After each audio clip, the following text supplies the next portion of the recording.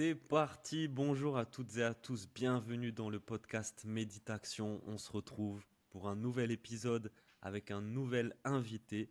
Et aujourd'hui, j'ai l'immense plaisir de recevoir Basile Nonote, qui est combattant de Jiu-Jitsu brésilien, ceinture noire, coach de JJB, membre de l'équipe de France Newaza. Il est aussi éducateur spécialisé, il a plein de cordes à son arc. C'est vraiment un plaisir de l'avoir aujourd'hui avec nous. On va pouvoir parler un petit peu de son parcours, de sa vision du haut niveau, de préparation de compétition, d'investissement sur soi, de l'importance de la préparation mentale. Mais déjà, Basile, merci beaucoup d'être là aujourd'hui avec nous. Bienvenue dans le podcast de Méditation. Comment ça va toi aujourd'hui? Eh ben, déjà, merci à toi de m'inviter. C'est un plaisir de pouvoir échanger avec toi, Paul. Écoute, eh ben, ça va plutôt bien. Comme je disais, un petit peu fatigué parce que là, on vient de terminer un week-end supplémentaire à l'INSEP. Donc ça s'est fini à 11 heures l'entraînement et donc ouais, il y a un peu de fatigue accumulée avec les entraînements de la semaine, mais sinon tout va bien.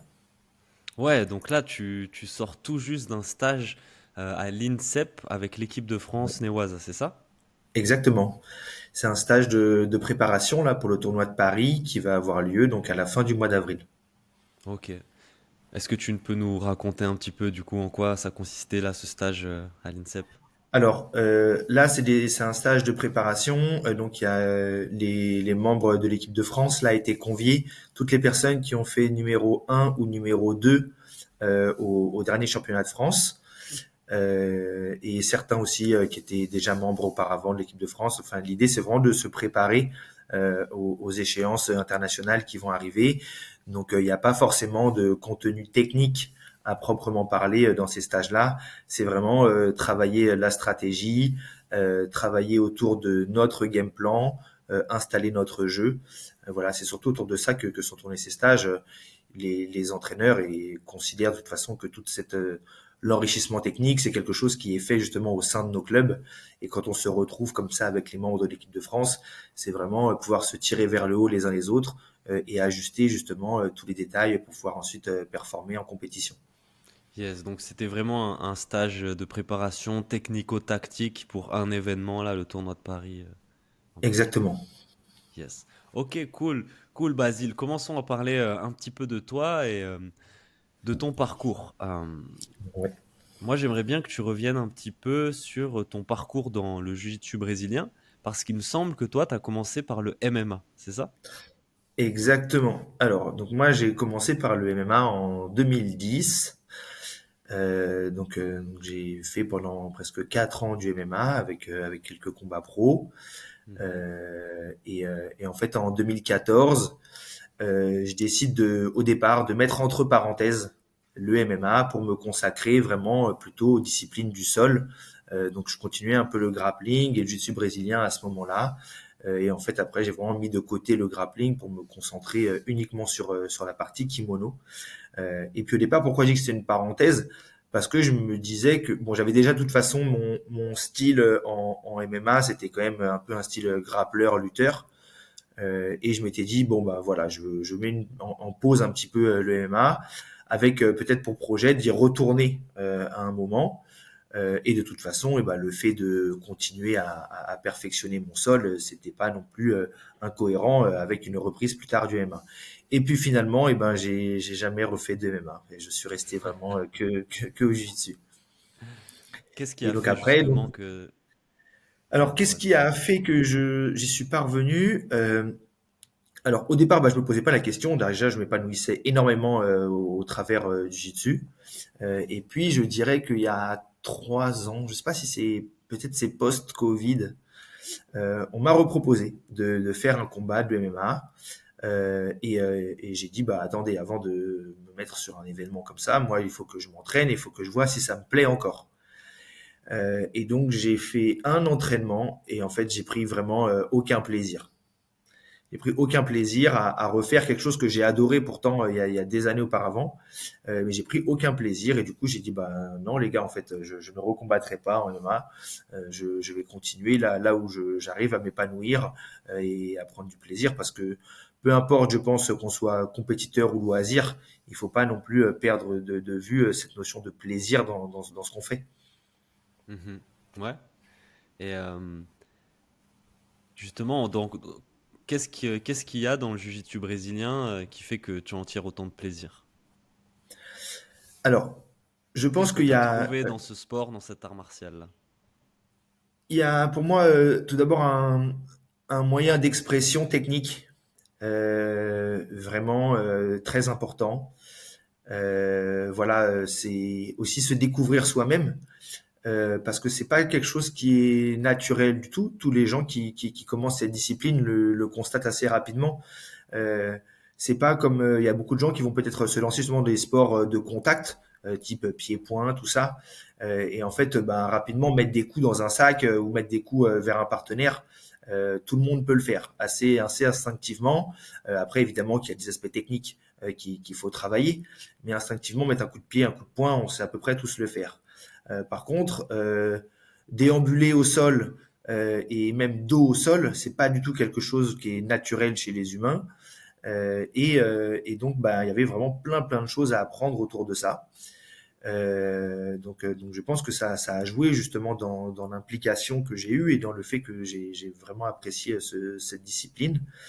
Après, il faut aussi, je vais dire, pas se mentir, mais le fait aussi d'avoir des aptitudes pour ce sport-là, je pense que ça aide. Quand on commence quelque chose, qu'on se sent bien et qu'en plus on sent qu'on a des facultés à pouvoir être pas mauvais dans ce truc-là, ben ça aide un petit peu quand même à s'impliquer. C'est vrai que si on commence un sport qu'on voit dès le départ qu'on est mauvais, ça va être compliqué un peu de se dire je vais en faire pendant des années. Mhm. Et du coup, bah moi j'avais des bonnes aptitudes à ce moment-là, donc ça m'a énormément plu. Euh, et puis j'avais un peu ce truc aussi de me dire que j'avais un petit gabarit, il y avait des gens qui étaient plus costauds que moi, et j'avais cette persévérance un peu de me dire un jour j'arriverai à battre ces gars-là. Euh, je crois que c'est Caio Terra qui dit technique conquers all, un truc comme ça, qu'avec la technique voilà on peut tout vaincre. Et ben je pense que c'est vraiment quelque chose aussi qui m'a plu parce que pendant que eux arrivaient ben au départ à me surpasser physiquement. Et ben pendant ce temps-là, moi, je m'appliquais à développer ma technique. Et en fait, rapidement, au bout de quelques mois, et ben ma technique a vraiment dépassé leur niveau physique. Et eux, en fait, c'était reposé sur ces qualités physiques-là. Et techniquement, ils se sont retrouvés dépassés. Et du coup, bah moi, j'ai pu, justement, j'ai vu ma progression en fait assez rapidement en le fait de m'appliquer à ce travail technique-là. Et je pense Mhm. que c'est ce qui m'a un peu toujours maintenant permis d'avancer, en fait, de me dire que techniquement, il y a toujours des choses à voir et ce qui me permet de continuer ouais, de progresser dans cette discipline. Ok, ok. Toi, donc très vite, tu as senti que tu avais des prédispositions pour ce sport? En fait, je m'en suis rendu compte parce que ben déjà pour moi, ça me dérangeait pas de jamais être dos au sol. Il y a beaucoup de gens quand ils commencent, ils veulent absolument être au-dessus et tout ça. Moi, ça m'a jamais dérangé de démarrer dos au sol, d'être avec quelqu'un au-dessus de moi. Euh, et ouais, en fait, je me sentais bien dans ce sport-là. Et en fait, alors je sais pas si j'ai tout de suite eu conscience d'avoir des aptitudes, mais en tout cas à ce moment-là, déjà je prenais du plaisir dans ce sport-là. Et puis ouais, je trouve que ça sied bien avec mon corps. En fait, il y a certaines choses qui allaient bien avec mon corps et qui me convenaient. Et je pense que c'est un élément aussi important quand même. Alors ça l'a été pour moi, mais je pense que pour beaucoup de gens, c'est vrai que le fait d'avoir un petit peu de réussite, des fois dans un sport, ça vous aide à persévérer. Mhm. Et l'inverse est vrai aussi, c'est que quand tu es confronté à des échecs à répétition, ça t'encourage pas forcément justement Bah, ça peut à être plus poursuivre. compliqué, quoi. Surtout si ça arrive dès le début. C'est-à-dire que Mhm. si après, au fur et à mesure des années, voilà, on peut être confronté à des échecs, à des difficultés, mais ça, c'est moins gênant. Par contre, si dès le départ, on rencontre tout un tas d'embûches, c'est vrai que c'est difficile de se dire, OK, il faut s'accrocher tout de suite, quoi. Mhm. Et donc là, ça fait combien de temps que tu fais du jiu-jitsu maintenant? Bah du coup, alors bon, j'avais mon petit bagage quand même parce que voilà, quand je me suis vraiment consacré à ça en 2014, j'étais pas non plus une page vierge quoi. J'avais quand même déjà des bases Mhm. de grappling et tout. Mais voilà, Ouais. c'est à ce moment-là où j'ai commencé à mettre vraiment le kimono presque quotidiennement. Et du coup, bah, maintenant, ça va faire presque 10 ans, hein, enfin même 10 ans puisqu'on est en Ok. 2024. Et tu vois, je te disais 2014.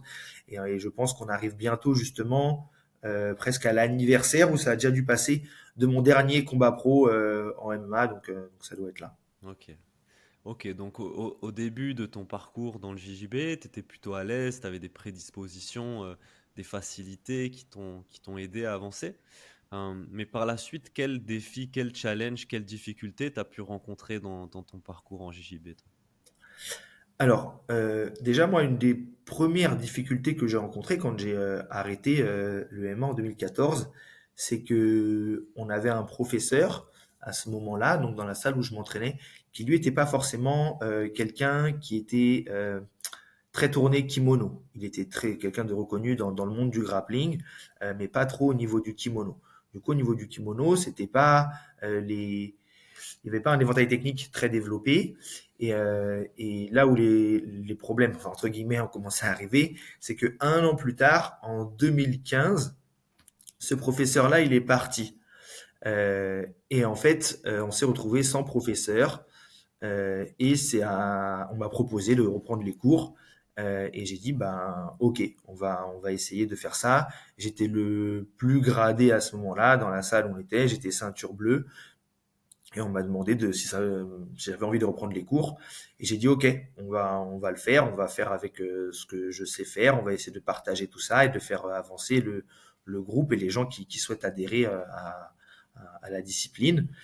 Et donc ça, c'est vraiment là où c'est vraiment un premier truc. C'est-à-dire que je me retrouve sans professeur à ce moment-là. Donc ça, c'était en 2015. Ensuite, donc je passe ceinture violette quelques mois après. Et moi, j'aimais ça, la compétition. Et je sentais que ben, partager, j'adorais ça, ça me plaisait de donner des cours, mais en fait, j'étais freiné un petit peu, moi, dans mon développement technique personnel. Je consolidais mes acquis en les partageant, parce que ben, le fait de préparer ses cours et tout ça, ben, ça oblige à revoir les détails. Quand tu vas expliquer quelque chose, ben, on le dit, des fois, on l'apprend une deuxième fois. Et en fait, bah, au bout d'un moment, je me suis dit, ouais, c'est bien, je donne aux autres, mais moi, j'ai encore enfin, je me dis, j'ai encore des choses à faire pour moi, et il faut que je trouve un club où je peux m'entraîner. Et c'est comme ça qu'après, en 2016, je crois septembre 2016, j'ai intégré justement la Z-Team à Boulogne. Ok, Donc ça, ok. c'est les premières, on va dire, difficultés que j'ai eues, c'est de se retrouver un petit peu sans professeur et Ouais. retrouver justement du cadre dans mon entraînement. Mhm, mhm.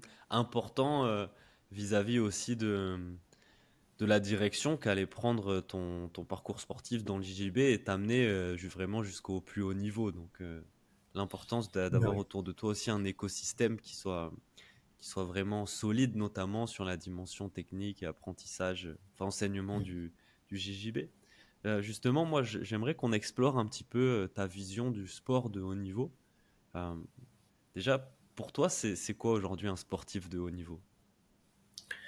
Alors, un sportif de haut niveau, au-delà des résultats qu'il peut faire, je pense qu'il y a aussi les moyens qu'on va mettre pour ses ambitions. Je pense qu'un sportif de haut niveau, c'est quelqu'un qui a quand même des ambitions qui sont un petit peu élevées. Il se contente pas de faire les compétitions du quartier. Il ambitionne vraiment de performer au niveau international. Et ensuite, c'est qu'est-ce qui va créer, tu vois, tu parlais d'écosystème tout à l'heure, d'environnement, c'est qu'est-ce qui met en œuvre pour y arriver. Et pour moi, il y a un mot important, c'est la cohérence. Je peux pas, à un moment ou l'autre, avoir l'ambition de faire des podiums nationaux et internationaux si je mets pas tout en œuvre pour y arriver. Après, évidemment, bah, ça va coûter du temps, ça va coûter de l'argent, ça va me coûter plein de choses, mais il faut garder cette cohérence-là. Donc, le haut niveau, pour moi aujourd'hui, c'est avoir un planning d'entraînement, des routines quotidiennes tout au long de l'année, justement avoir un calendrier aussi avec les différentes compétitions auxquelles on souhaite participer. En fonction de ces échéances-là, mettre tout en œuvre pour les préparer. Donc ça, c'est sur la vision un petit peu justement de l'organisation, on va dire, annuelle d'un athlète de haut niveau. Il faut pas non plus faire tout, parce que si on fait tout, on est fatigué. C'est alterner ces périodes de préparation, ces périodes de repos, aller chercher des pics de forme au moment où ça va être nécessaire. Et après, c'est comment on s'entoure. Qu'est-ce que je mets en place dans mon quotidien, dans mon hygiène de vie. Voilà, si j'ai envie d'arriver à au moins 90% sur mes grandes échéances, bah oui, il va falloir que je fasse attention probablement à ma nourriture. On fait un sport à catégorie de poids, donc je vais optimiser justement mes compétences physiques. Donc bah pour ça, en plus de mon hygiène alimentaire, il va probablement aussi que je fasse appel à un préparateur physique, euh, parce que aujourd'hui, je pense qu'il y a des gens qui ont du mal un petit peu à déléguer certaines choses.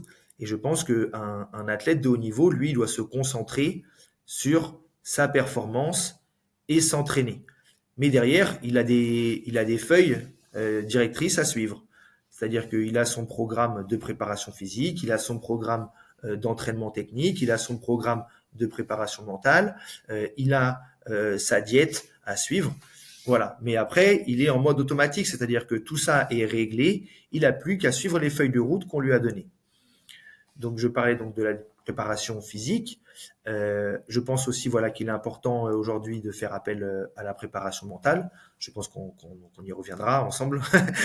euh, voilà, il faut faire attention à son hygiène de vie. C'est se reposer. C'est peut-être, sacrifier des temps de vie sociale avec certaines personnes parce qu'on a besoin de se reposer. Euh, voilà, je pense que c'est tout un tas un petit peu de, de critères, mais qui viennent justement faire la différence avec quelqu'un qui va simplement faire peut-être une pratique loisir. Après, on peut avancer vers quelqu'un qui va avoir une pratique compétitive, compétitrice, je sais pas comment on pourrait dire ça, mais, et après quelqu'un qui va vouloir faire du haut niveau et aller peut-être justement chercher des podiums internationaux, quoi. Ouais. On va revenir en détail sur l'aspect préparation mentale. Je rebondis sur un mot que tu as utilisé et que je trouve très pertinent, c'est le mot de cohérence. Parce que quand tu as commencé à parler d'ambition, moi je me disais oui, important, mais pas suffisant. Il y a plein de sportifs qui ont des ambitions, mais sans le passage à l'action massif derrière, cette ambition, elle n'a aucun sens, tu vois. Et donc cette C'est pour ça cohérence dont que tu parles, c'est hyper important, ouais. exactement, on peut pas se dire, et en tout cas ça n'existe pas, ou alors il faut mettre des preuves devant les yeux, mais personne ne va se dire demain, je, j'ai envie d'être champion du monde, et il va aller au championnat du monde et il va gagner parce qu'il avait décidé de le faire. C'est pas vrai. Et il va falloir mettre des choses en place pour y parvenir. Et pour moi, la cohérence, c'est ça. C'est qu'est-ce que je mets en œuvre pour, alors ça fait un peu cliché parce qu'on l'entend partout, mais être la meilleure version de moi-même. Mais c'est ça en fait, c'est-à-dire que j'ai besoin d'arriver sur un pic de forme sur une échéance précise. Qu'est-ce que je vais réunir et qu'est-ce que j'ai autour de moi qui va me permettre d'y parvenir. Alors, peut-être que ce sera pas forcément tout de suite couronné de succès, mais je vais peut-être voir ce qui a manqué à un moment. Je vais voir aussi ce que font les autres, parce que c'est important aussi de regarder ce que font les autres. Il faut arrêter de dire ouais, les autres ça m'intéresse pas, moi je veux, c'est que moi que moi. Non, je pense qu'il faut regarder ce que font les autres et qu'est-ce qui fait la différence chez les autres, pourquoi eux y arrivent alors que moi je n'y arrive pas. Et comme je dis, on sera les premières fois, bah voilà, on n'est pas toujours forcément gagnant, mais on va peut-être apprendre de ces échecs-là et dire voilà, bah cette fois-là, il m'a manqué ça. Peut-être que physiquement, j'étais pas assez bien. Ben peut-être qu'il faut que je change de préparateur physique ou alors que j'en discute avec mon préparateur physique. Peut-être que c'est ma catégorie de poids qui est pas adaptée. Peut-être que c'est mon état mental. Il y a des choses que je ne sais pas gérer. Alors que quand je vois les autres athlètes, ils sont pas du tout dans les mêmes états que moi quand il s'agit de combattre. Et en fait, bah petit à petit peut-être qu'il va y avoir des petites embûches sur mon parcours. Mais si j'arrive à les corriger, eh ben, je vais pouvoir justement créer cet environnement, entre guillemets, idéal pour aller performer. Yes. Ouais, cette Et ça, question de la justement, cohérence, elle me semble. et justement, c'est là où je parle de cohérence. Si quelqu'un, tu vois, à la salle vient me voir et me dit, ouais, moi j'ai envie de faire cette compétition, tout ça, très bien, la faire, c'est une chose. Maintenant, est-ce qu'on l'a fait pour la faire? Et dans ce cas-là, bah, il n'y a pas de problème, on va se préparer pour. Mais est-ce qu'on l'a fait avec l'objectif de gagner? Pas de problème. Maintenant, est-ce que tu es prêt? Parce que la cohérence, c'est ça. C'est est-ce que les personnes, elles sont prêtes à faire ce qu'il faut pour gagner ou pour performer? Et parfois, quand on commence à expliquer aux gens ce qu'il faut faire, et ben rapidement, ils se disent, OK, bon, ben peut-être que non, en fait, je suis pas prêt à faire tout ça. Parce que tu vois, là, par exemple, ben, je me suis entraîné, il y avait stage équipe de France hier après-midi à l'INSEP. Ce matin, il fallait y être encore à 9 heures. Bon, ben, j'étais fatigué. C'est vrai qu'on est dimanche. Ben, j'aurais été bien aussi, comme certains, dans mon canapé. Le week-end dernier, on a eu un stage aussi. Dimanche, bah, c'était Pâques. Il y a des gens qui étaient en famille, qui ont fait la chasse aux œufs avec leur chocolat, tout ça, c'était cool. Bon, ben, moi, j'ai fait autre chose à ce moment-là. Je suis allé m'entraîner. Mais est-ce que les gens, ils sont prêts à faire ça ou pas? Et je pense que si les personnes ne sont pas prêtes, des fois, et ben, à faire un petit peu. Alors, moi, j'ai pas envie de parler forcément de sacrifice parce que c'est des choix. Et si les gens sont pas prêts à faire ces choix-là, et ben, c'est pour moi, il y a un manque de cohérence justement entre leurs ambitions et ce qu'ils sont prêts à faire. Mhm. Ouais, un manque de cohérence, comme tu dis, entre tes ambitions, tes envies et ce que tu valorises vraiment comme étant important et donc les actions que tu vas mettre en place, quoi. C'est des choix après. C'est des choix. Hmm. L'autre fois, j'en parlais avec Mathias Jardin. Mhm. C'est qu'est-ce que je fais de mon argent? Est-ce que j'ai envie de rouler en voiture de sport? Ou est-ce que je conçois que je peux avoir une voiture avec une gamme peut-être inférieure, mais parce que j'ai besoin justement de faire appel à des professionnels pour m'entourer? Ou est-ce que j'ai pas un billet d'avion à acheter parce que j'ai envie d'aller faire telle ou telle compétition? Euh, voilà, en fait, c'est juste, c'est quel moyen je suis prêt à mettre en œuvre pour y parvenir.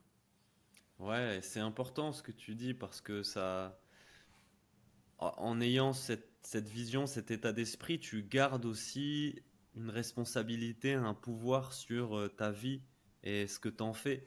Si tu te dis, ah non, ça c'est trop cher, ah non, ça je peux pas, ça c'est trop dur, tu perds toute responsabilité et tout pouvoir sur, en l'occurrence là, ton projet sportif. Quand tu comprends que c'est une question de choix, que en effet, certains valorisent le fait d'avoir une voiture à 10 000 euros, d'autres valorisent le fait d'avoir une voiture à 1 500 euros, certains valorisent d'avoir un portable à 2 000 euros, d'autres un portable à 200 euros. Certains valorisent leur famille, d'autres leur sport, d'autres leur cuisine, peu importe. Mais quand tu comprends que c'est toi qui fais ces choix-là en conscience par rapport à ce qui est vraiment important pour toi aujourd'hui, eh ben, tu retrouves un petit peu de pouvoir et de responsabilité sur ta vie, je trouve. Et puis en plus, comme tu vois, on va reparler de cohérence, mais en plus, je suis aussi cohérent avec moi-même. C'est ça aussi qui est important, c'est être cohérent avec soi-même. Hmm. Je suis pas là en train de raconter des salades aux gens, tu vois. Il y a des gens qui disent, ouais, ils parlent autour d'eux, je veux faire ci, je veux faire ça. Et en fait, après, on regarde ce qu'ils font, tu dis, bah en fait, non, tu es en train de t'inventer une vie, tu crées un personnage, mais quand je regarde ce que tu fais derrière, c'est pas vrai. C'est pas vrai. Et je pense que c'est aussi important d'être cohérent avec soi-même. Être cohérent avec ses ambitions, c'est une chose, mais il faut aussi être cohérent avec soi-même. Ouais, très important, c'est clair. Juste pour revenir un petit peu sur l'équipe de France Newaza, justement, qu'est-ce que tu constates au niveau de l'encadrement, de la prise en charge, de ce qui vous est proposé dans cette équipe de France et qui renvoie justement à ce qui fait qu'on passait vraiment du haut niveau, quoi. Alors, déjà, il faut savoir que le Newaza, c'est fait partie du. Quand on parle de haut niveau, alors, euh, il y a des. Le haut niveau, ça peut être une manière de pratiquer. Quand on va dire, ah bah lui, c'est un sportif de haut niveau. Par exemple, je pense que les combattants, il y a des combattants de MMA qui sont des sportifs de haut niveau. Et après, il y a aussi les disciplines qui sont référencées haut niveau par le ministère des Sports. Et c'est là où C'est on aussi un peut un petit peu. statut administratif. Exactement. Du Hmm. coup, le Newaza est une discipline de haut niveau, reconnus par le ministère des Sports. Et quand on parvient, donc aujourd'hui les critères pour être sportif de haut niveau en Newaza, il faut faire des médailles internationales, que ce soit européennes ou mondiales. Ce statut-là, ça permet déjà d'être reconnu en tant que tel, et il y a tout un tas d'aménagements qui existent. Tous les membres de l'équipe de France de Newaza ne sont pas forcément sportifs de haut niveau inscrits sur liste ministérielle, parce que tous n'ont pas Ouais. forcément fait des médailles internationales, mais par contre, ils ont Ok. performé au championnat de France et du coup, ils ont intégré ce groupe-là. Donc, le Mhm. fait de faire partie de l'équipe de France de Newaza, donc on a déjà donc, toutes les échéances internationales sur lesquelles on est pris en charge. Donc, les échéances internationales, c'est le tournoi de Paris, les championnats d'Europe et les championnats du monde.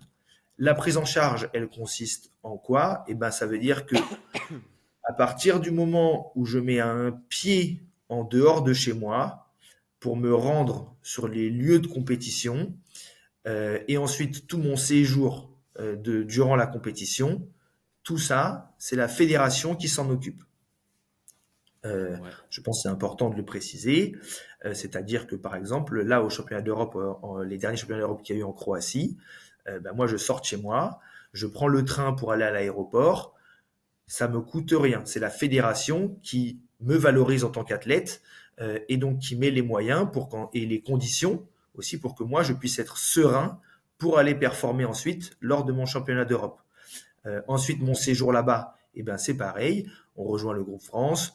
Il y a des navettes qui viennent nous chercher à l'aéroport. On est déposé à l'hôtel. On est dans des hôtels qui sont quand même très très bien.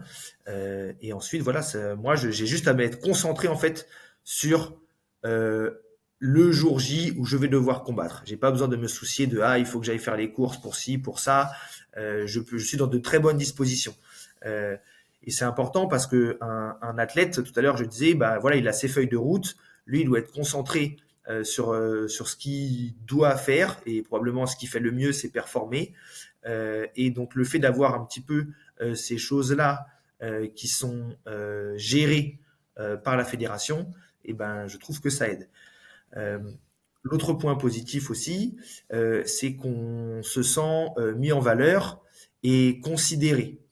Voilà, tout ce qu'on a mis en place pour arriver près le jour de la compétition, et ben voilà, on voit que derrière, la fédération nous soutient là-dedans.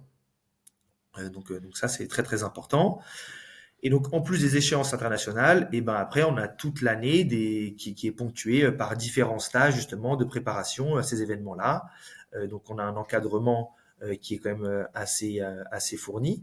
Si je parle que de la partie Newaza, donc on a 3 entraîneurs, Emmanuel Fernandez, Sacha Marguerite et Sébastien Lecoq, qui nous encadrent justement sur les aspects techniques, tactiques, qu'on prépare durant les stages. C'est aussi eux qui nous coachent durant les jours de compétition. Mhm. Euh, En plus de ce staff-là, on a aussi en permanence un kiné et un médecin qui nous accompagnent sur les compétitions et qui sont aussi, alors c'est pas toujours les mêmes, mais en tout cas il y a toujours un kiné qui est présent sur les jours de stage. Là pendant 2 jours, donc hier et aujourd'hui, il y a un kiné qui était présent et donc si on a des petits bobos, des petites choses à voir avec lui, eh ben il est disponible pour nous. Mhm. Et donc ça on le retrouve sur tous les stages et sur toutes les compétitions, en plus d'un médecin. Ouais. Donc vraiment en tant que sportif de haut niveau appartenant à l'équipe de France Néoasa, tu disposes de tout un soutien logistique, financier, matériel et humain pour pouvoir performer, en tout cas être dans les meilleures dispositions pour performer au mieux sur les compétitions internationales, quoi.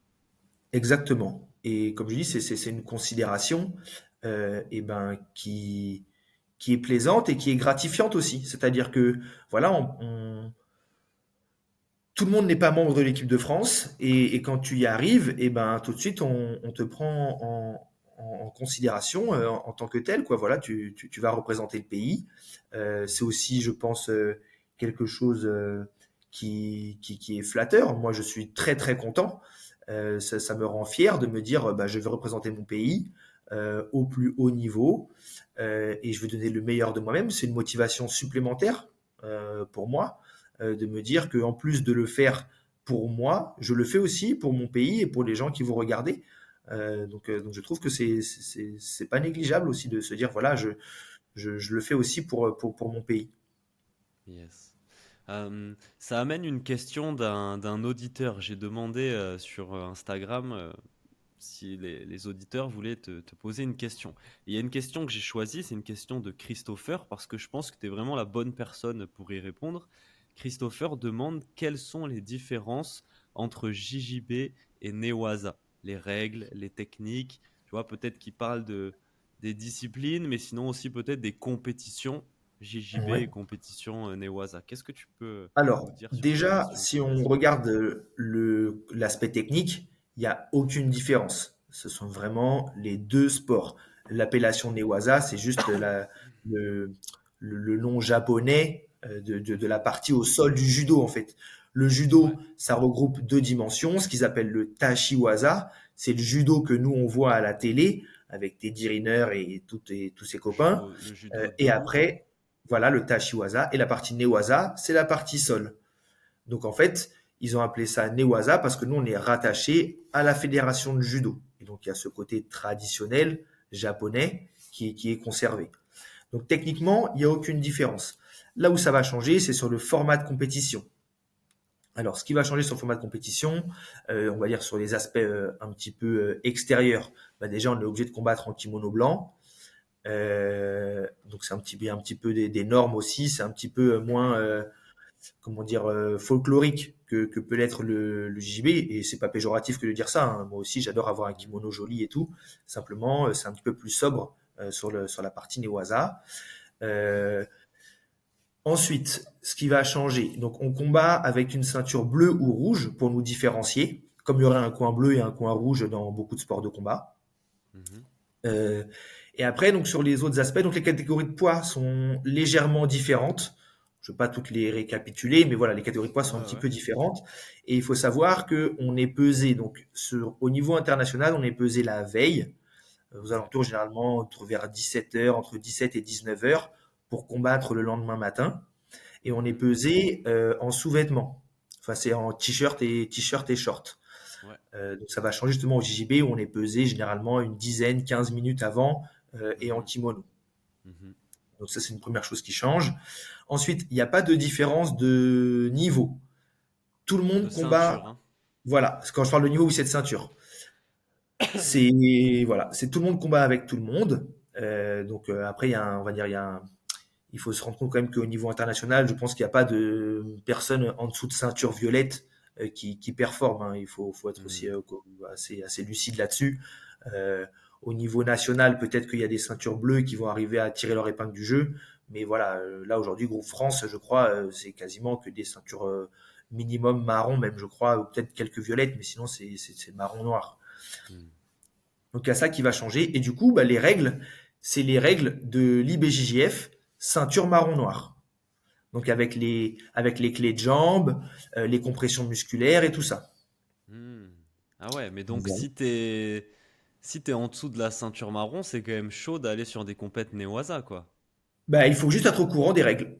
C'est tout. Il faut s'attendre à ce que probablement bah, la personne elle puisse t'attaquer en clé de genou, alors que toi, c'est vrai que tu t'entraînes pas forcément dans ces conditions-là.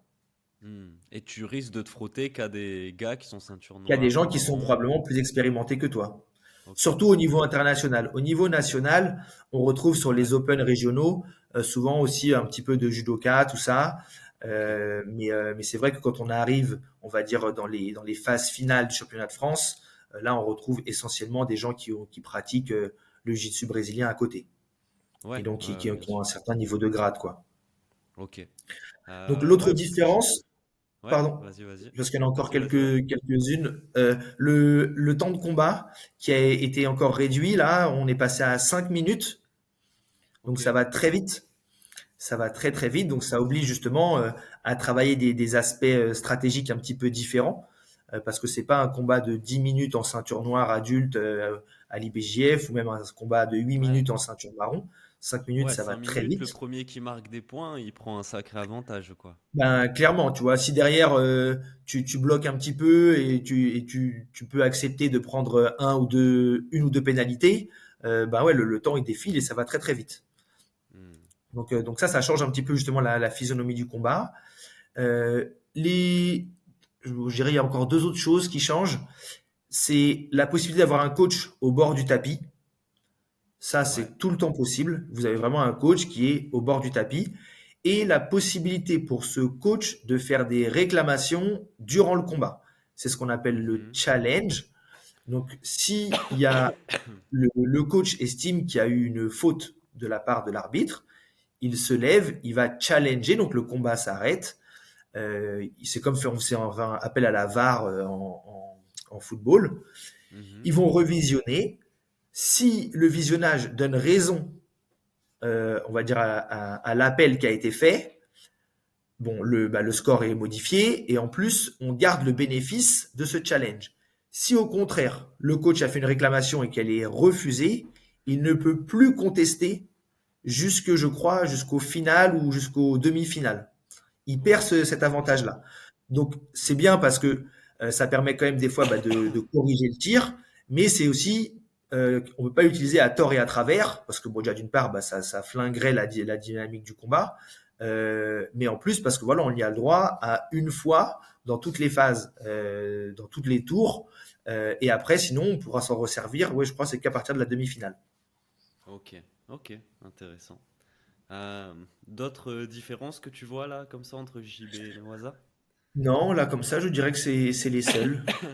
Enfin, les seuls, c'est Ok. déjà pas mal de différences, mais après, sinon, voilà, tout le côté technique et tout ça, c'est vraiment la même chose que le jiu-jitsu brésilien. Hmm. Hmm.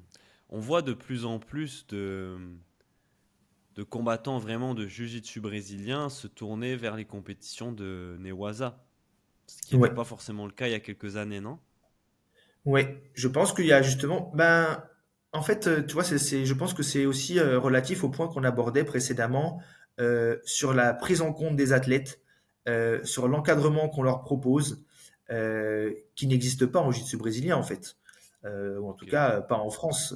Clairement, même les membres de l'équipe de France de la CFJB ne bénéficient pas d'un encadrement comme celui qu'on peut avoir, nous, au Newaza. Donc je Ouais. pense qu'il y a certains athlètes qui ont envie justement d'être considérés en tant que tels, en tant qu'athlètes, et donc ils se tournent vers le Newaza parce qu'ils savent que c'est des choses qu'on va pouvoir leur offrir.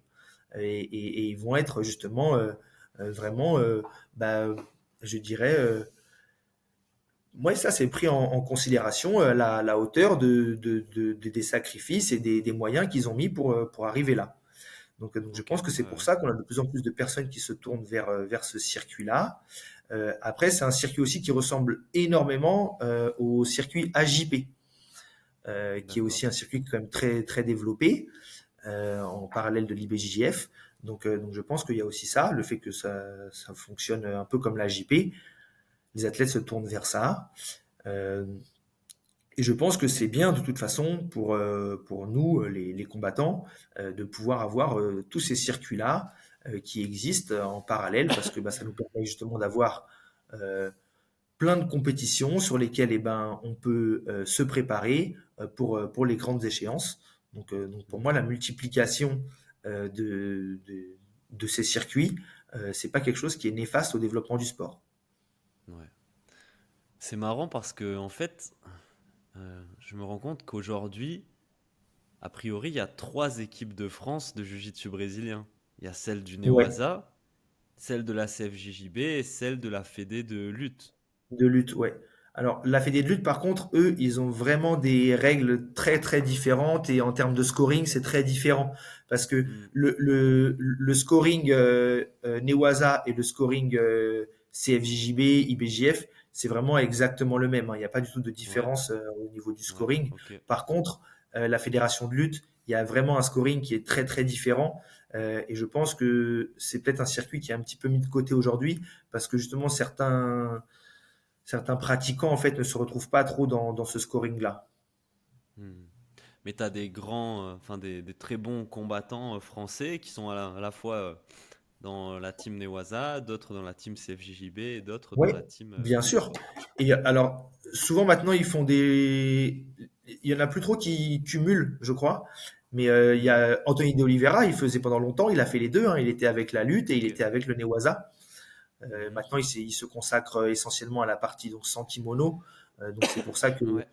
reste avec l'équipe de lutte. Mais en tout cas, oui, il y a pas mal de gens qui se Hmm. placent aussi en équipe de France. Parce que, euh, comme je le disais tout à l'heure, c'est aussi c'est valorisant de se dire qu'on intègre l'équipe de France. Et donc ça peut être aussi un objectif d'intégrer ça pour pouvoir, voilà, pour pouvoir représenter son pays. Et voilà, c'est des opportunités qu'on n'a pas 25 fois dans une vie. Tout le monde ne devient pas membre de l'équipe de France.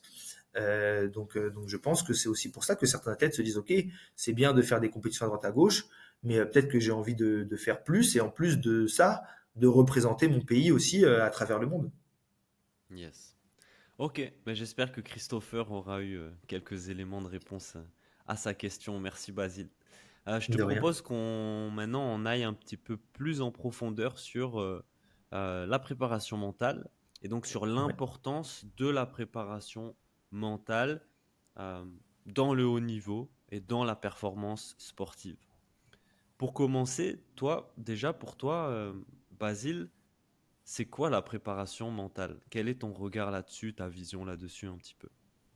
Alors, pour moi, donc aujourd'hui en plus, bon, on a eu l'occasion de travailler ensemble, mais je pense que la préparation mentale, c'est aussi, euh, et ça, c'est exploiter son potentiel et être dans les meilleures dispositions possibles. Mhm. De la même manière que la préparation physique, c'est être dans les meilleures dispositions physiques possibles à un instant T, la préparation technique, c'est pareil, c'est être le mieux techniquement possible pour se préparer à quelque chose. La préparation mentale, c'est être dans un état mental le mieux à un moment donné pour performer. Ok. Maintenant, ça amène plein de choses parce qu'en plus, on va dire que je pense que là où c'est encore plus spécifique la préparation mentale, c'est on a encore plus d'individualités différentes. Là où la préparation physique va pouvoir quand même se recroiser parce que les muscles des uns et des autres ont quand même des structures communes, même si on a des spécificités corporelles, mais les états mentaux des uns et des autres peuvent vraiment être très très très très variés.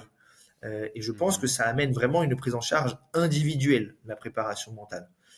Parce Mhm. qu'on, même si on se retrouve tous à un moment dans une ère d'échauffement avant une compétition, je pense qu'on est dans des états mentaux très très très différents les uns des autres.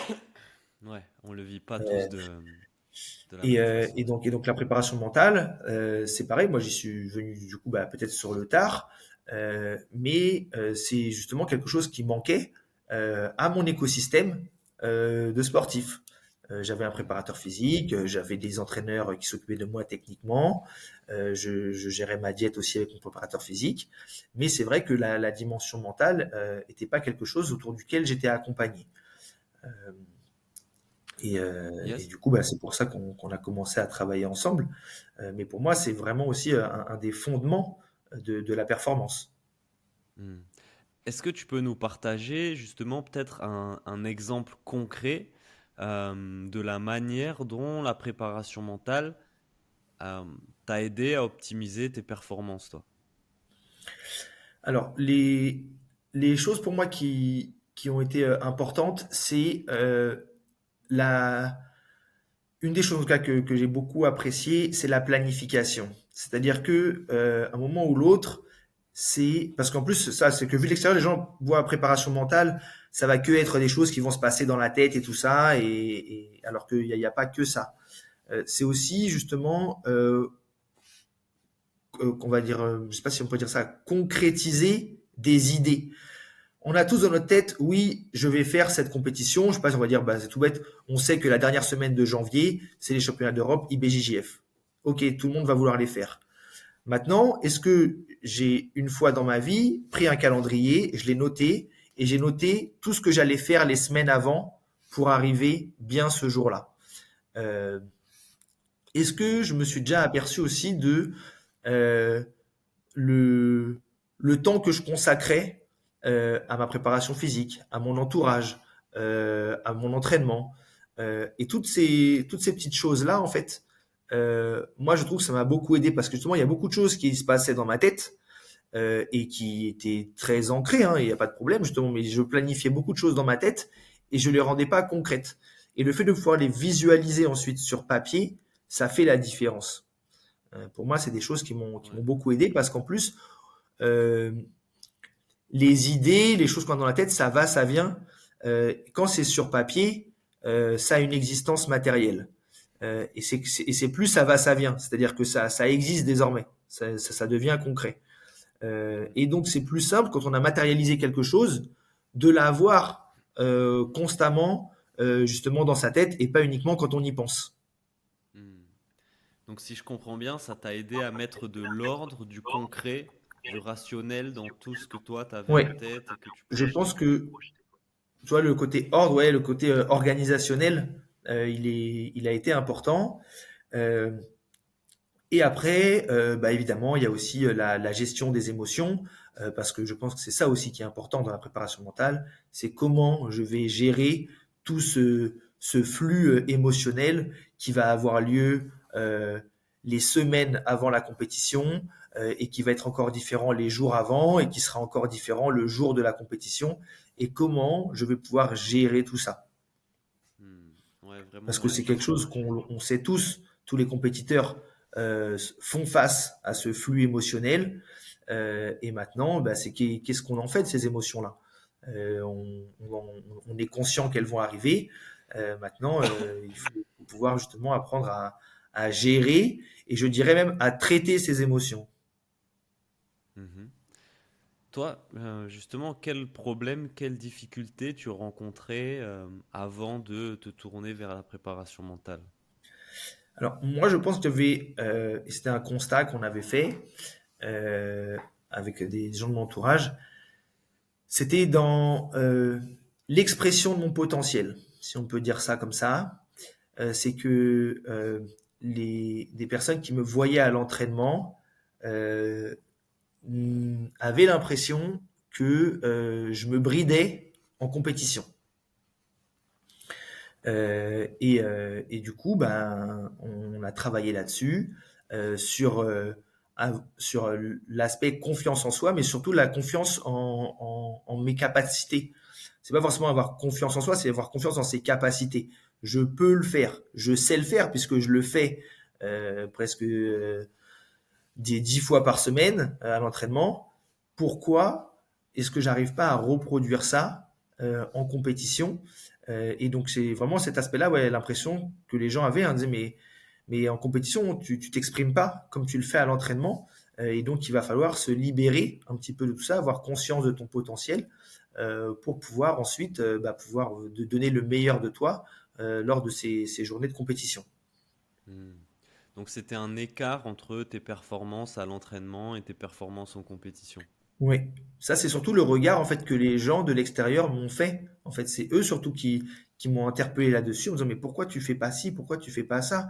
C'est des choses que tu fais tout le temps à l'entraînement et là on te retrouve pas là-dedans quoi. Quand on te voit combattre, il y a des choses qui devraient être beaucoup plus aisées pour toi et on te sent en difficulté, on te sent un peu justement bridé, freiné dans l'expression de ta technique et de ton potentiel.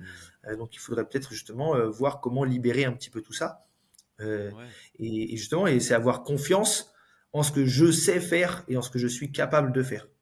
Hmm. C'est important que tu le dises, hein, parce que je suis sûr que ça arrive à beaucoup, beaucoup, beaucoup de sportifs.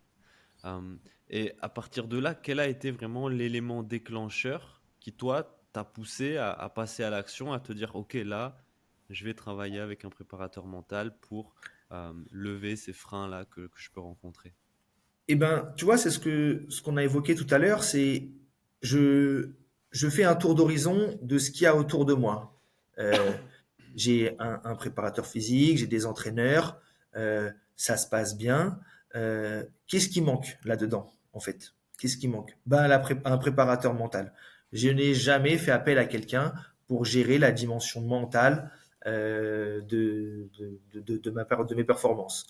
Donc, Hmm. ben, moi, après, c'est pareil. Je me dis, bon, ben, ça vaut peut-être le coup de se renseigner. Je vois aussi des gens de mon entourage qui sont suivis par des préparateurs mentaux. Donc je me dis, bah, ça vaut le coup d'essayer en fait. Et de toute façon, eh ben, pour moi, ce sera jamais à perte. Soit on en tire des bénéfices et tant mieux, soit ben, je ne tirerai pas les bénéfices souhaités, et ben, c'est pas grave. En tout cas, je peux pas me fermer une porte de quelque chose que je ne connais pas. Donc autant se pencher là-dessus et voir quels bénéfices je vais pouvoir en tirer. Hmm. Toujours dans un souci de cohérence, comme tu l'évoquais Mais bien au début sûr, du podcast. mais bien sûr, parce que c'est vrai que et j'en suis du coup bah, le parfait exemple, c'est-à-dire que les choses qu'on peut se représenter les plus évidentes aujourd'hui, la plupart des gens commencent à le faire. Bon, s'entraîner, c'est la première chose, évidemment. Ensuite, si on veut passer une étape supplémentaire, on va faire appel à un préparateur physique parce que rapidement, en plus, on a vite on voit vite le bénéfice que ça peut avoir. J'ai un préparateur physique, tout de suite à l'entraînement, je vois les bénéfices, généralement. Si c'est bien fait, bien Mhm. encadré, on va avoir des bénéfices très rapidement. Euh, Maintenant, la dimension mentale, c'est quelque chose qui est beaucoup moins palpable pour beaucoup de gens. Mhm. C'est pas ce qui va te rendre beau à la plage. Mais par contre, c'est ce qui va te rendre performant derrière. Et donc, c'est pour ça que c'est, je pense, quelque chose aujourd'hui qui peut être un peu trop négligé et mis de côté, parce que justement, des gens n'en voient pas forcément de suite l'application. Mhm. Et donc toi, voilà, tu passes à l'action, tu dis ok, je suis cohérent, je vais tenter, c'est important pour moi de tester. Tu connais pas, tu sais pas l'envers du décor, ce qui va se passer. À ce moment-là, quelles attentes toi tu as vis-à-vis de la préparation mentale? En fait, vu que, donc, tu vois, tout à l'heure, je me ferme pas de porte, du coup, j'ouvre une nouvelle porte. Moi, je Mhm. me laisse driver. Je pense qu'il y a des choses, tu vois, je suis pas compétent là-dedans. Je suis pas compétent en préparation physique, je suis compétent en jiu-jitsu brésilien maintenant parce que bah, je donne des cours aussi. Mais il y a des choses que je sais pas, donc j'ai besoin d'un professeur. Là, la préparation mentale, je ne connais pas.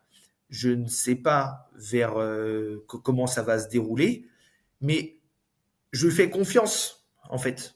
La personne, théoriquement, à laquelle je fais appel, elle n'a pas de volonté de me nuire. Euh, Moi, je vais suivre, en fait. Euh, Tu vois, demain, tu as envie de réparer ta voiture, tu vas pas tout de suite regarder un tuto pour changer le moteur, quoi. Il y a peut-être des petites choses que tu pourras faire tout seul, mais il y a des choses qui vont dépasser tes compétences. Mais il y a des gens, c'est leur métier, en fait. Pourquoi se passer des compétences des gens? Et je vais pas commencer à donner des leçons à quelqu'un, quelque chose que je connais pas. Tu vois, je vais pas aller voir un avocat et dire, bah attendez, parce que moi aussi j'ai lu le code civil et il y a marqué ça.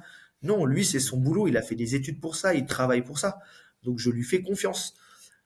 Quand j'ai fait appel à toi, on va dire, je me suis donné à toi, tu vois. On a eu des entretiens, on apprend à se connaître. Il n'y a pas de raison que je ne te donne pas d'informations dont tu as besoin. Euh, et après, c'est pareil, dans le suivi, tu vois, il y a une rigueur qui est demandée. Moi, je ne vais pas te mentir non plus, tu vois, je ne vais pas te dire que j'ai fait quelque chose alors que je ne l'ai pas fait. Pour moi, c'est ça aussi, être cohérent avec soi-même, c'est ne pas se mentir à soi. Mhm. Si j'ai pas fait ce qu'on m'a demandé, bah je l'ai pas fait, c'est tout. J'ai été un mauvais élève, j'ai été un mauvais élève, c'est pas grave, c'est pas grave. L'important c'est qu'est-ce qu'on va faire, pourquoi je l'ai pas fait, est-ce que j'arrive à savoir pourquoi je l'ai pas fait, et puis comment on va avancer. Et du coup, bah ouais, la préparation mentale, moi je ne connaissais pas. Je voyais ça de loin, les gens m'en parlaient. Euh, pour moi, il y avait probablement plein d'outils qui pouvaient exister dans la préparation mentale.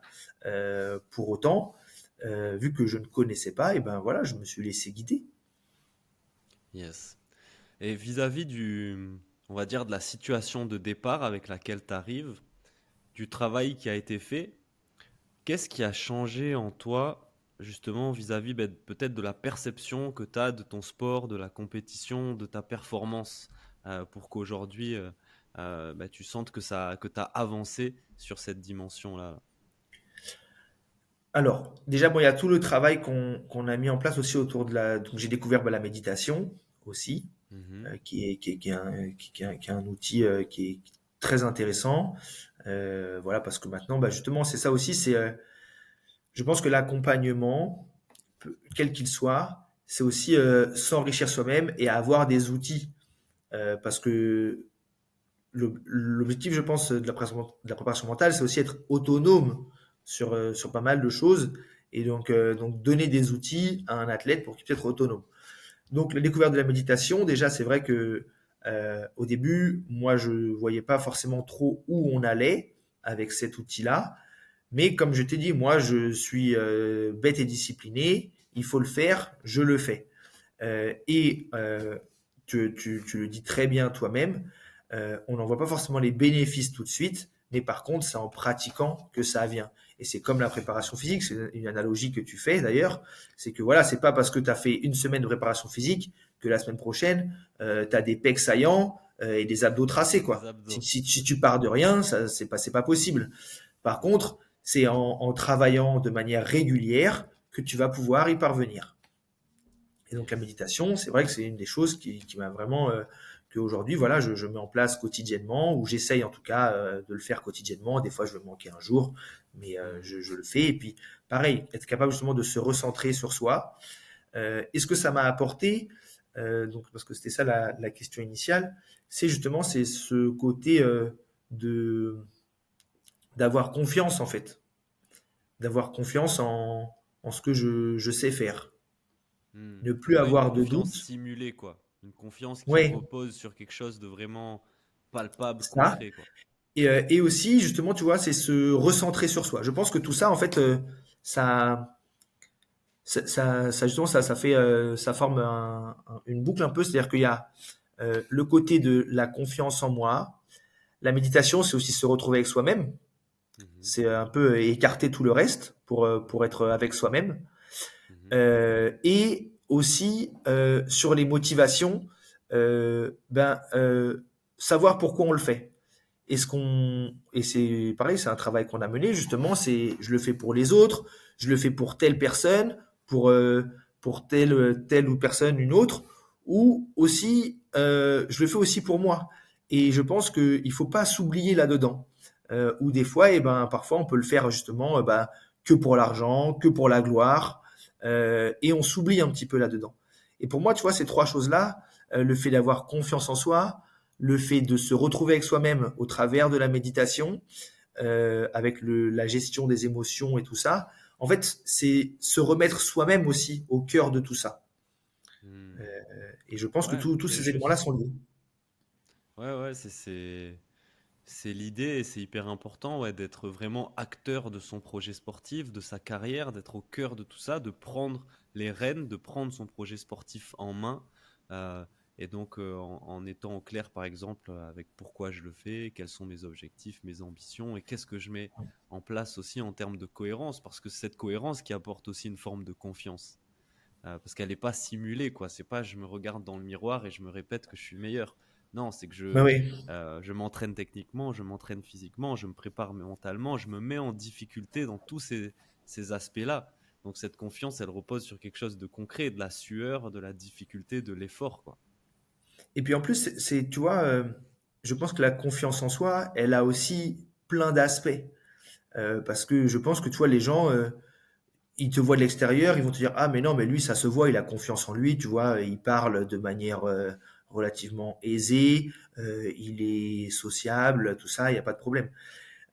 Mais c'est des choses différentes en fait pour moi. La confiance en soi, elle revêt différents aspects, et c'est pour ça que je disais ouais, avoir confiance en son potentiel, confiance en son jeu, et pouvoir se libérer de tout ça. Pour moi, c'est clairement différent que de pouvoir discuter avec les gens. C'est pas du tout le même type de confiance qu'on va rechercher, parce qu'en plus, euh, je dirais que en tant que combattant, parce que même si on dit il faut mettre l'ego de côté, tout ça, ça c'est un petit peu pour moi une pirouette que tout le monde fait, mais c'est pas vrai du tout. Il faut avoir un ego quand même important. Et en fait, dire qu'on n'a pas confiance en soi, et ben il y a des gens qui ont l'impression que c'est montrer une forme de faiblesse. Mais il faut se l'avouer en fait, c'est tout. Il n'y a pas de mal à avoir des faiblesses en fait. Moi, j'ai pas de problème Mhm. avec ça. Je suis pas le meilleur du monde. Je pense que même les champions du monde ont des faiblesses.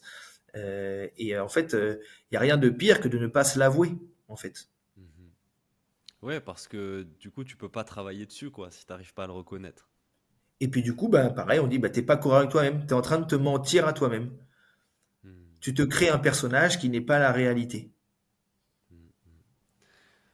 Du coup, qu'est-ce que tu recommanderais à quelqu'un qui est dans cette situation dans laquelle tu étais avant et qui peut-être hésiterait à se lancer, à intégrer cette dimension-là de la préparation mentale? Ben, de fait, enfin, s'il faut répondre rapidement comme ça, je dirais, ben, lance-toi en fait. Lance-toi. euh, et y a pas d'hésitation à avoir en fait. Pourquoi est-ce qu'il faudrait plus hésiter avec la préparation mentale qu'avec la préparation physique ou la préparation technique en fait? Hmm. Pourquoi est-ce qu'il faut plus hésiter avec cette dimension-là que les autres? Si tu vois bien qu'il y a quelque chose qui fonctionne pas justement sur ton état mental, il faut pas hésiter. Et puis de toute façon, ce sera forcément bénéfique si tu ne l'as jamais fait, en fait. Hmm.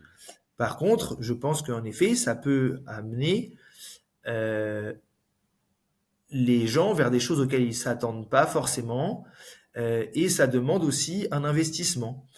Mais pour moi, c'est comme tout en fait, c'est de la rigueur. C'est-à-dire que je peux pas me dire je vais faire de la préparation physique et finalement ne faire qu'une séance par semaine. Bah, les bénéfices ils seront pas là en fait, ou ils vont être petits et ça va être laborieux. Par contre, si je fais le choix de m'impliquer pleinement dedans, les bénéfices vont être là. Mais pour moi, y a pas de secret en fait. C'est comme tout. C'est comme tout. Y a pas de quelqu'un qui s'est mis à révolutionner les choses du jour au lendemain en fait. Il faut s'impliquer, il faut travailler. Et en plus, là, ce qui est fort aussi là-dedans, c'est que tous les travaux ont été récompensés à un moment ou l'autre. Simplement, des fois, il faut être plus patient parce qu'il y a des choses qui nécessitent plus de temps, mais tous les travaux ont été récompensés. Doutez de tout sauf de vos efforts, comme dirait ce Bah cher oui, Pierre Douvres. faut se donner les moyens. Et puis, par contre, ce qu'il faut, voilà, c'est être prêt à ça et prêt à être patient aussi. Il faut être prêt à être patient. Si on part de très loin, bah, ça prendra peut-être plus de temps. Si on s'implique moins, bah, ça prendra plus de temps que quelqu'un qui a peut-être déjà des bases et qui va s'impliquer pleinement, bah, ça ira plus vite. Mais après, faut pas non plus à vouloir aller trop vite. Il faut ouais, faut être juste conscient de ça. Ouais, il y a la question des efforts, bien sûr. Les efforts sont indispensables.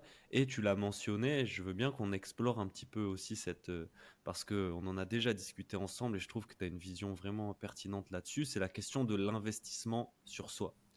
Le haut Mm. niveau, que ça soit dans le sport, dans l'entrepreneuriat ou dans n'importe quel projet dans lequel tu te lances, si à un moment donné, tu as pour ambition d'atteindre un certain niveau, un haut niveau d'excellence, de performance, eh ben, ça demande un investissement sur soi qui est important. Cet investissement, il peut être euh, en temps, en énergie, en argent, en tout cas, en dehors, si on reste sur le sport, des séances d'entraînement euh, technique à proprement parler, il y a vraiment un investissement important à faire sur soi globalement parce qu'on est un athlète mais on est aussi une personne. Euh, pour toi, cet investissement, il passe par quoi? Déjà, moi, la première chose que je dis aux gens, c'est que vous êtes votre premier investisseur, déjà. Personne d'autre ne croit plus en vous que vous, théoriquement.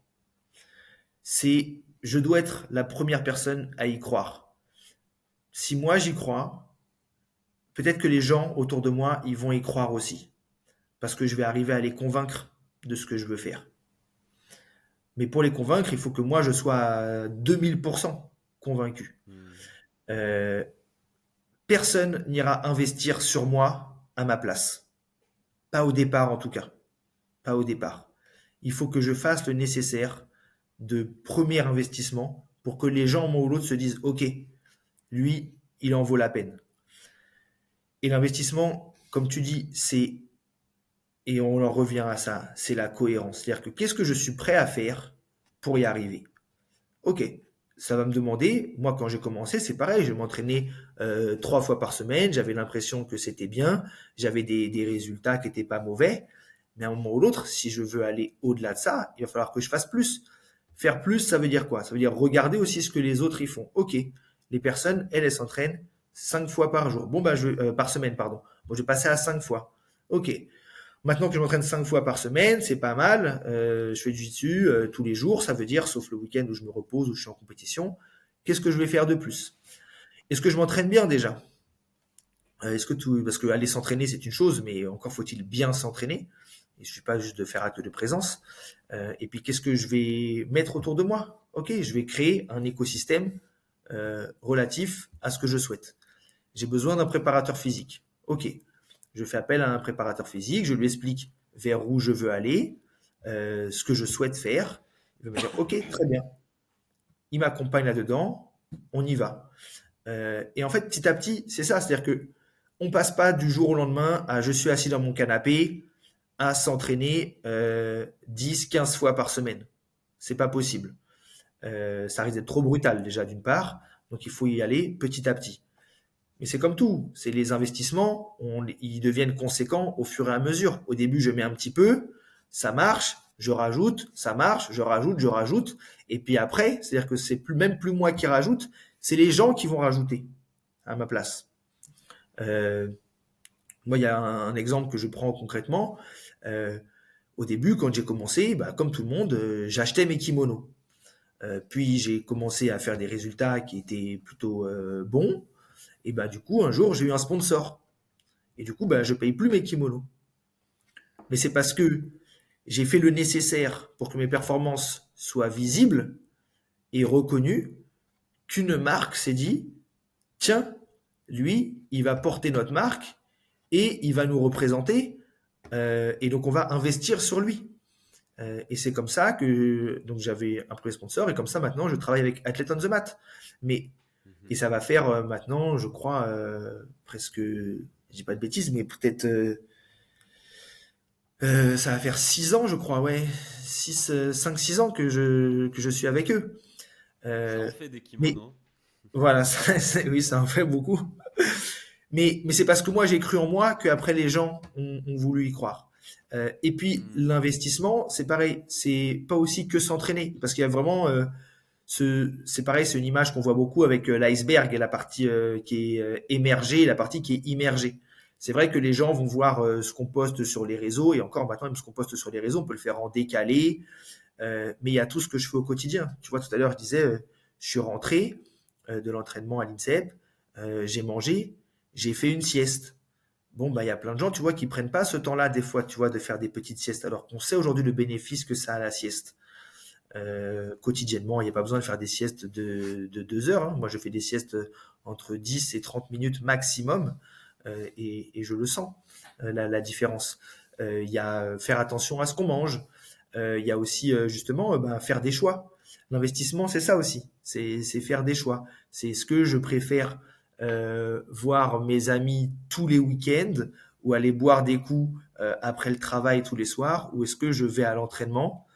Euh, Est-ce que je vais à l'entraînement que quand j'en ai envie, ou est-ce que je vais à l'entraînement tous les jours parce que c'est ce qui va me permettre d'arriver à ce que je souhaite? Moi, il y a des tas de fois où j'ai pas envie d'aller m'entraîner. Ce matin, j'avais vraiment pas trop envie d'y aller, quoi. J'avais pas trop envie d'y aller. J'avais mal au dos, je suis un peu blessé à la main, j'ai du mal à la fermer, ça me fait mal. Je savais que voilà, on se retrouve avec un groupe ils appellent ça un groupe performance. Bon bah les gens, c'est pas détendre quoi, les gens qui vont être avec moi. Bon bah c'est vrai que toi, tu te lèves dimanche matin, l'entraînement il est à 9 heures, j'ai 1 heure de route pour y aller. Donc ça veut dire qu'il a fallu que je me lève vers 7 heures pour avoir le temps de me préparer, de déjeuner et d'avoir digéré mon petit déjeuner pour être apte à l'entraînement à 9 heures un dimanche matin. Bon bah qui aujourd'hui est prêt à le faire? Hmm. Qui est prêt à le Et faire? tu vois, quand tu as dit pour investir en soi, il faut d'abord croire à 1000% en soi, je me suis Ah posé la oui. question, mais en fait, les gens qui justement n'investissent pas en eux à la hauteur de leurs ambitions, c'est peut-être qu'en fait, ils n'y croient pas, tout simplement. En Je fait, crois tu pas vois, en ça eux. revient Ils ont à, cette ambition, mais ils n'arrivent pas à y croire parce qu'ils mettent pas en place peut-être les actions je nécessaires. pense, tu vois, ça revient à un travail justement qu'on avait fait ensemble sur pourquoi on le fait. Je pense que les gens, des fois, ils ont envie de le faire parce qu'ils ne se rendent pas à compte de ce que ça nécessite. Eux, ils vont voir une photo sur un podium, ils vont voir un gars avec un beau kimono, qui a des sponsors, qui est en photo sur les différents réseaux, qui peut-être a un petit peu de notoriété, et encore, tu vois, qui a un petit peu de notoriété dans notre microcosme du jiu-jitsu, tu vois, qui est pas non plus le truc Mhm. qui passe à la télé tous les jours. Eux, ils voient cette partie-là. Maintenant, c'est qu'est-ce que cette personne, elle a fait pour arriver là. C'est sûr que si je vois que les aspects extérieurs, je me dis, ouais, j'ai envie de faire comme lui, tu vois. Moi aussi, j'ai envie de gagner le World IBJF en ceinture noire adulte. Est-ce qu'aujourd'hui, je peux le faire? Enfin, moi, je suis très, très lucide là-dessus. Non, non, c'est comme ça. Par contre, est-ce que j'ai des podiums internationaux à aller chercher? Oui, je pense que oui. Euh, mais les gens, en fait, souvent, ça, ils voient les choses de très loin et ils regardent pas tout ce qu'il y a autour. Justement, cette partie émergée. C'est qu'est-ce qu'il faut faire quotidiennement pour y arriver et est-ce que vous êtes prêt à le faire? Parce qu'il y a beaucoup de gens que tu leur dis, ouais, il va falloir s'entraîner et tout. Et on le voit, en fait. Tous les gens qui vont vouloir partir sur les chapeaux de roue, s'entraîner à fond la caisse et tout. Et en fait, 3, 4 mois, 6 mois après, ils ont disparu. Il y a un exemple tout bête là-dessus. On regarde les tableaux de compétition. On regarde aujourd'hui, je sais pas, la catégorie moins de 76, ceinture bleue. On regardera au championnat de France, CFJJB, combien il y a d'inscrits. On va se retrouver peut-être avec, je sais pas, moins de 76, c'est le gabarit moyen, ceinture bleue, c'est le début des pratiquants, on va peut-être y avoir 100 personnes. Pourquoi j'ai pas 100 personnes en moins de 76 ceinture noire? Que deviennent ces gens sur la longueur? Et ben ils se rendent compte qu'en fait, c'est pas faisable. Ou ils étaient pas prêts à aller jusqu'au bout du parcours déjà, à aller jusqu'à la ceinture noire, continuer à pouvoir faire de la compétition, ça veut dire, ben ouais, peut-être qu'en avançant, ben, on va avoir une vie de famille, on va avoir ci, on va avoir ça, on va préférer les amis, tout ça. Moi, j'ai pas de problème, il n'y a pas de souci, tu vois, c'est normal, chacun fait ses choix. Maintenant, c'est est-ce que vous étiez conscient au départ de ce qu'il fallait faire? Et des fois, les gens, il y a un petit décalage là-dessus. Ils sont pas conscients, en fait, de tout ce que ça demande au quotidien. Ouais, je pense que peut-être aussi ils sont pas au clair avec leurs valeurs, vraiment le pourquoi et leurs valeurs. C'est-à-dire, peut-être qu'en fait, passer un dimanche matin chez toi a plus de valeur que passer un dimanche matin à l'INSEP. Tu dois être conscient de ça. Ouais. Peut-être que mettre 1000 euros, 1000 euros sur ton compte en banque ou 1000 euros dans un voyage a plus de valeur pour toi que 1000 euros dans ta préparation physique ou dans ta préparation mentale. Et en plus, tu vois, pour moi, c'est pas, il y a pas de côté négatif à ça. Il n'y a pas de problème. Mhm. C'est, ça grand bien leur en face, en fait. Moi, il n'y a pas de souci Mhm. là-dessus. Mais chacun met ses ambitions où il souhaite et du coup investit là où il a envie. C'est-à-dire que tu prends ton budget qui est à 100%, tu dis voilà, si je veux mettre 50% dans le sport, il me reste que 50 autres pourcents. Du coup, je vais peut-être mettre, je sais pas, 20% sur mon futur voyage, et puis bah après, il va falloir faire avec les 30% qui restent et où je les mets. Ou alors peut-être que je décide de mettre 70% dans le sport, du coup ça me laisse que 30%, et qu'est-ce que j'en fais? Donc après ça, c'est cette répartition-là. Chacun a le choix de la faire, mais il faut pas se mentir à soi-même. Moi, tu vois, je suis très conscient de ça, tu vois. Je pense qu'il y a plein de gens que je voyais beaucoup avant que je ne vois plus. Euh, Peut-être qu'ils m'en veulent, peut-être qu'ils m'en veulent pas, peut-être qu'ils voient bien ce que je fais à côté, qui me demande du temps et qui est exigeant. Mais c'est vrai que bah et je le sais, tu vois, je prends pas beaucoup de nouvelles de certains amis, que ben je leur consacre pas non plus autant de temps que j'ai pu leur consacrer à un moment. Euh, mais parce que aujourd'hui, eh ben la performance sportive, c'est pas quelque chose qui est éternel déjà. Euh, alors peut-être qu'en chemin, je vais perdre des amis parce que justement sur cette période, où moi je me consacre à la performance, et ben eux considéreront que ben on n'a plus rien à faire ensemble. Bon ben c'est pas grave, c'est dommage, mais voilà, c'est-à-dire que bah, aujourd'hui j'ai envie de consacrer les quelques années qui me restent à pouvoir donner le meilleur de moi pour ce sport. Et puis après, eh ben, je lèverai un peu le pied, je continuerai à pratiquer. Je pense que maintenant c'est trop tard pour arrêter. Je pense que je Ouais, ne ton m'arrêterai plus. investissement, il sera différent. Il sera sous une autre forme. Voilà, et je donnerai plus de mon temps aux autres aussi, tu vois. Je consacrerai beaucoup moins de temps à moi. Je consacrerai mon temps, bah, comme je dis, tu vois, à des amis, mais c'est aussi peut-être ma famille, et c'est aussi aux élèves, tu vois. Moi, je le dis aujourd'hui aux élèves, il y a plein de gens qui me disent pourquoi tu donnes pas plus de cours? Parce qu'aujourd'hui, donner plus de cours, ça veut dire se consacrer un peu moins à moi. Alors que moi, j'ai aussi besoin de m'entraîner. Mhm. Et pour l'instant, je suis encore au centre de mes préoccupations avec cette pratique compétitive. Et donc, j'ai pas envie aujourd'hui d'arrêter ça. Ouais.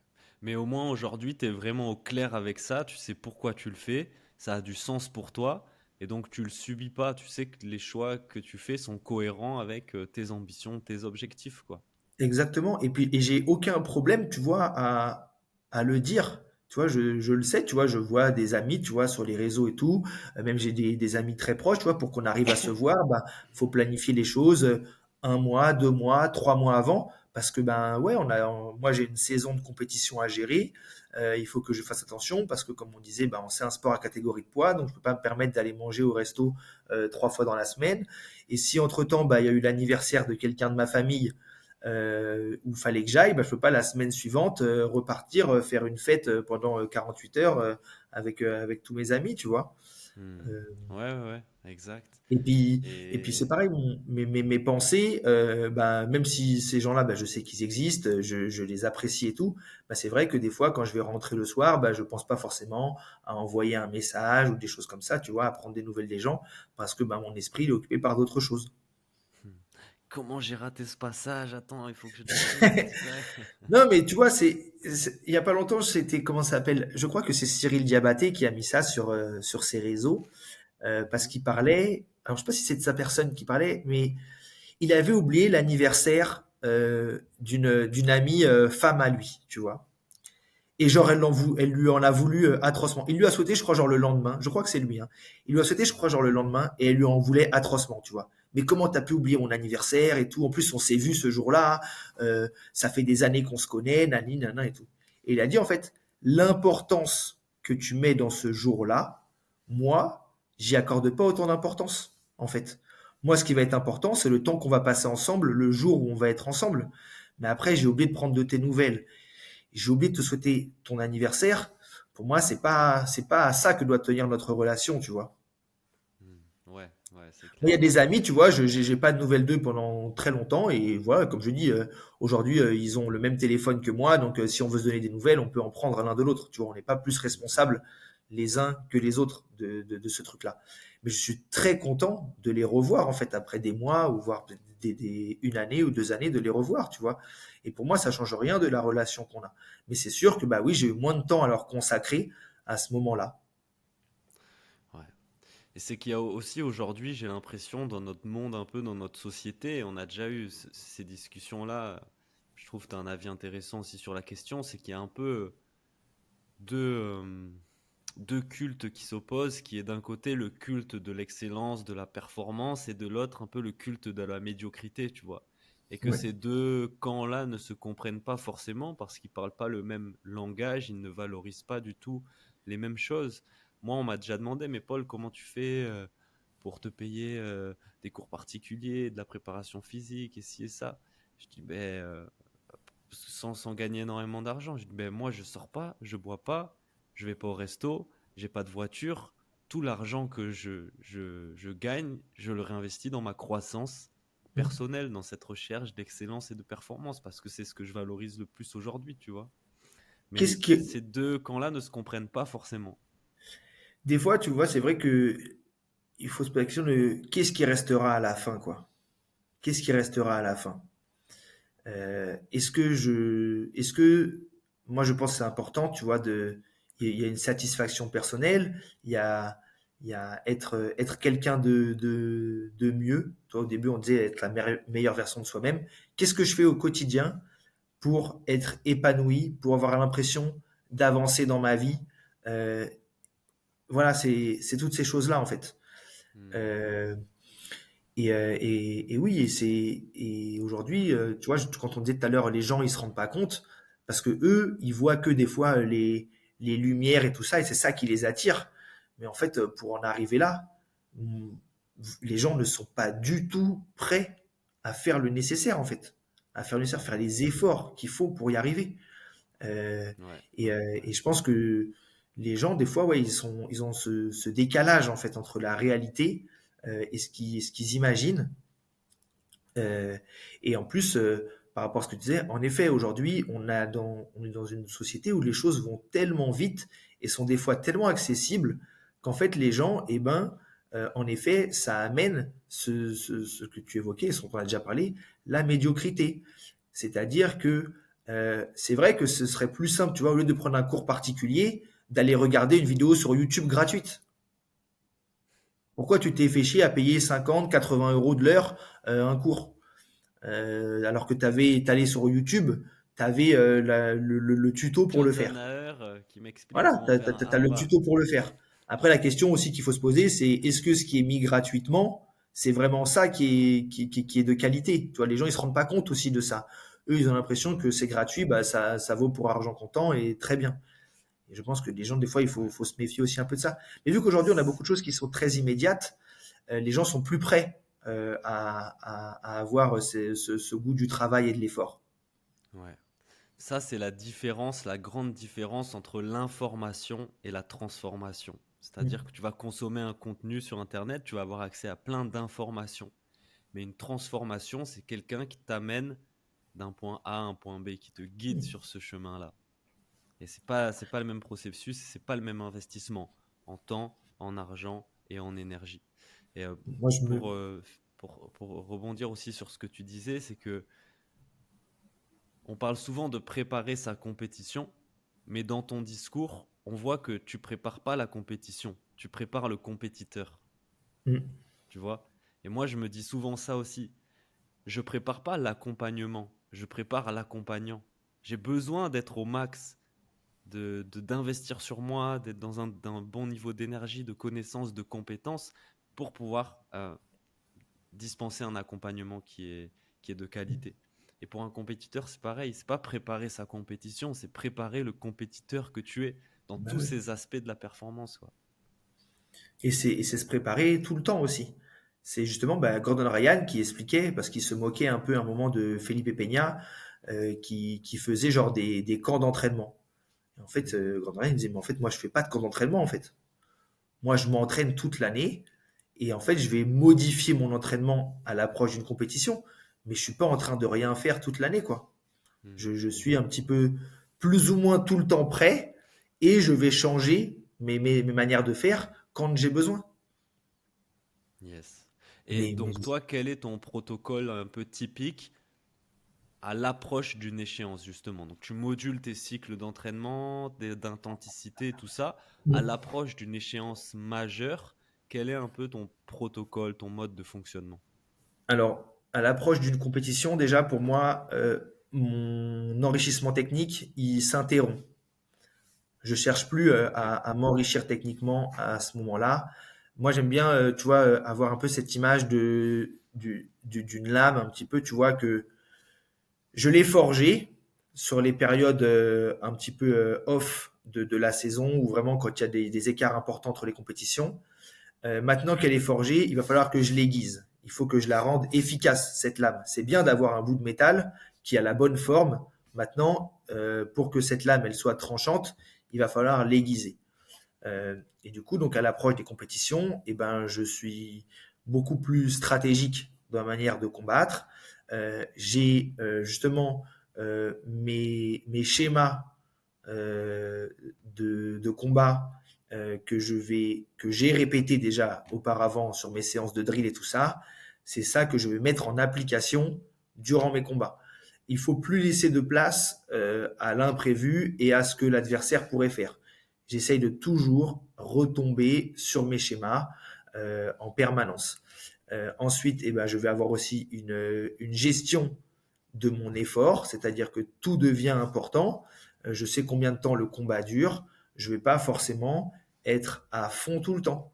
Okay, je vais m'arranger pour gagner tous mes combats et les gagner avec la stratégie que j'ai décidée. Donc il y a ça.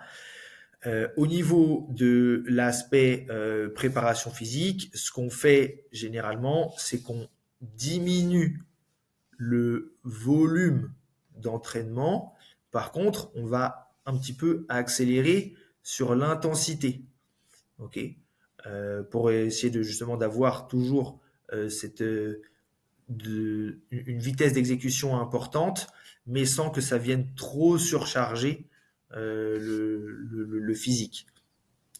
Ça, et puis évidemment le repos et la gestion du poids quand s'il y a un peu de poids à perdre, la gestion de tout ça, et bien mettre en avant le repos, parce que souvent on s'aperçoit que les gens, en fait, ils essayent d'en faire beaucoup à l'approche de la compétition, alors que généralement il faut en faire un petit peu moins, parce qu'il faut arriver avec les batteries pleines, quoi. Donc si j'en fais beaucoup avant, en fait je vais me retrouver cuit le jour de la compétition.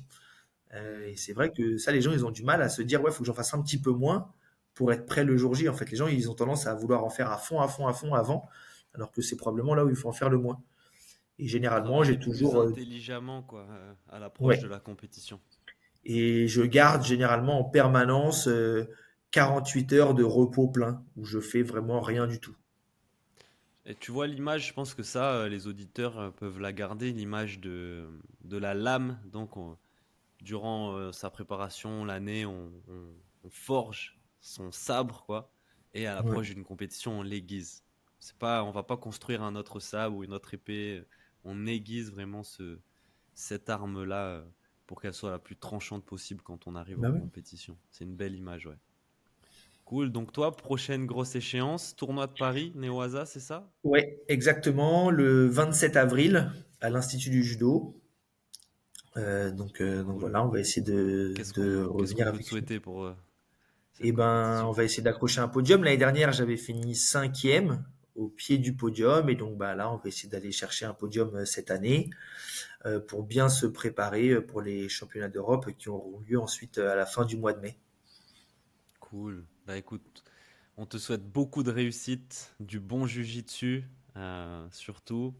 J'arrive au bout des questions. C'était vraiment un échange hyper intéressant. On a parlé de préparation mentale, de haut niveau, de ta vision des choses, d'investir sur soi. C'était vraiment un échange passionnant. J'espère que les auditeurs auront apprécié. J'espère que tu as apprécié aussi cet Ouais. échange, toi, Basile. Merci de nous avoir fait honneur de ta présence et de tes lumières aujourd'hui sur tout ça. Euh, J'invite tout le monde à te suivre donc sur les réseaux sociaux. Ouais, Toi, Basile Nonote, on peut te retrouver sur Instagram, c'est ça? ouais, c'est Basile BJJ, Ok. voilà, sur Instagram. Yes. Tu donnes des cours aussi, toi, sur Paris, c'est ça? Alors, en région Cours parisienne, ouais, collectifs, cours particuliers, les les deux? deux, les deux. Donc, je donne des cours au SDCL Center à Maurepas, dans les Yvelines, et aussi dans un petit club de judo à Ben. Euh, et euh, et j'assiste aussi les entraîneurs à la Z-Team à Boulogne. Yes. Bah, j'invite tout le monde à te suivre sur Instagram, Basile BJJ, à te contacter aussi si jamais ils veulent prendre des cours avec toi sur la région parisienne. Euh, un petit mot pour la fin, Basile, tu souhaites rajouter quelque Oui, chose? ben, déjà te remercier toi, ben, pour commencer pour le travail qu'on a pu faire ensemble, l'accompagnement, la préparation mentale. Te remercier ben, pour cette invitation sur le podcast de Méditation. Et puis justement, tu vois là, je vais remercier aussi bah, les gens qui ont investi sur moi, parce que c'est ça aussi qui est important. Mais bah, remercier, comme je disais tout à l'heure, bah, mon sponsor Athlete on the Mat, la société Expert Foris, mon préparateur physique Clément Marcoux, l'univers aussi pour les photos, Voilà, tous ces gens en fait qui font partie de mon environnement sportif, de performance, et puis remercier, bah voilà, les gens aussi, on va dire un peu dans l'ombre, mais avec qui je m'entraîne, parce que en fait, bah, pour pouvoir performer, il faut aussi des gens avec qui s'entraîner. Donc tous mes partenaires de tous les différents clubs où je donne des cours et où je m'entraîne, parce que voilà, c'est aussi grâce à eux que je peux avancer. Et puis ouais, mes amis, ma famille, ma compagne Noémie, voilà, qui font partie aussi de ce projet en fait à différentes échelles, mais qui finalement font partie de tout ce grand écosystème plus large. Il y a le côté sportif, mais l'aspect social est aussi important parce que ben on vit aussi au quotidien, donc tous ces gens-là qui m'entourent. Voilà, Yes, ben on les remercier. salue bien fort aussi de la part de Méditation. Hein. Merci Basile, merci à tous ceux qui auront écouté et suivi l'épisode. N'hésitez pas à le partager avec votre entourage et je vous dis à bientôt pour un nouvel épisode. Salut Basile, merci beaucoup. Salut Paul, bonne journée. Ciao, ciao. Salut.